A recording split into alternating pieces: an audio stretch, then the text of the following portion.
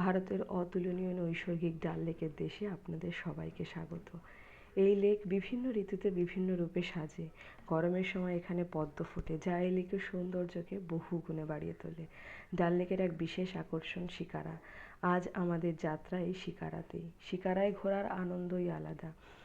আজ আমাদের সঙ্গে আছে ইলশে গুঁড়ি বৃষ্টি ও ঠান্ডা হাওয়া, তাতে কিন্তু বেশ শীত করছে। একটা মজার ব্যাপার কি জানেন তো, এই শিকারার যারা চালক, মানে আমাদের বাংলায় যাদের বলা হয় মাঝি, তারা কিন্তু একটা কম্বলের ব্যবস্থা রাখে, বালিশের ব্যবস্থা রাখে। যদি এরকম বৃষ্টি হয় বা শীত করে, তারা কিন্তু সেটা দেয়। আপনারা কিন্তু সেটা ইউজ করতে পারেন।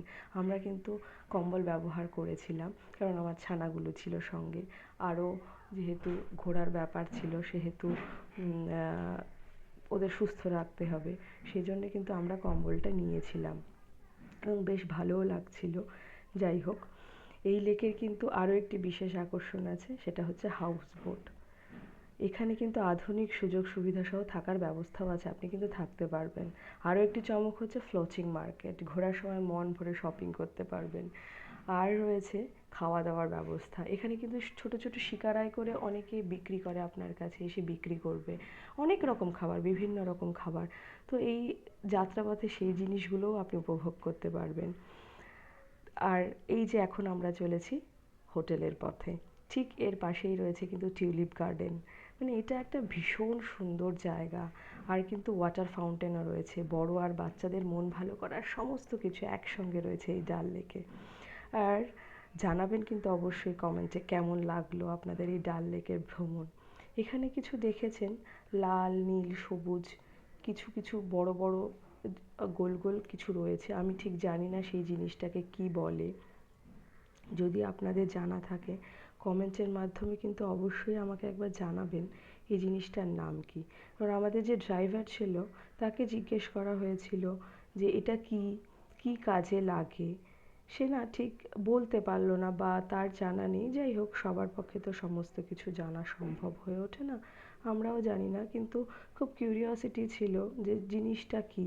বাচ্চারাও জানতে চেয়েছিল, কিন্তু আমি নিজেই যখন জানি না, বা তাদের বাবাই যখন জানে না, আমরা কি করে বাচ্চাদের ইনফরমেশনটা দেব। যদি আপনারা কেউ জেনে থাকেন এটা কি বা কি কাজে ব্যবহার করা হয়, একটু জানাবেন। বেশ নতুনত্ব জিনিসটা লাগলো, জানি না এখান থেকে সুইমিং হয় বা কি হয়, আমি ঠিক জানি না। যদি আপনাদের জানা থাকে অবশ্যই বলবেন। তবে যেটা না বললেই নয়, এই ডাল লেকের ভ্রমণটা সত্যি অসাধারণ মনোমুগ্ধকর ছিল আমাদের কাছে। ভীষণ রকমভাবে আমরা উপভোগ করেছি। আর শুনেছি রাত্রেবেলায় বোধহয় এখানে মানে লাইটে যখন আরও সেজে ওঠে, ওয়াটার ফাউন্টেনেও বোধহয় লাইট চলে। সেটা আমাকে ওই যে ড্রাইভার ছিল আমাদের, সে বলেছে। রাত্রেবেলার ডাল লেক ভ্রমণের সুযোগ হয়নি, কারণ এতটা সময় আমাদের হাতে ছিল না। খুব অল্প সময়ের জন্য আমরা কাশ্মীর ঘুরতে গেছিলাম। তো এই আর কি, রাত্রেবেলার সৌন্দর্য আমি দেখিনি।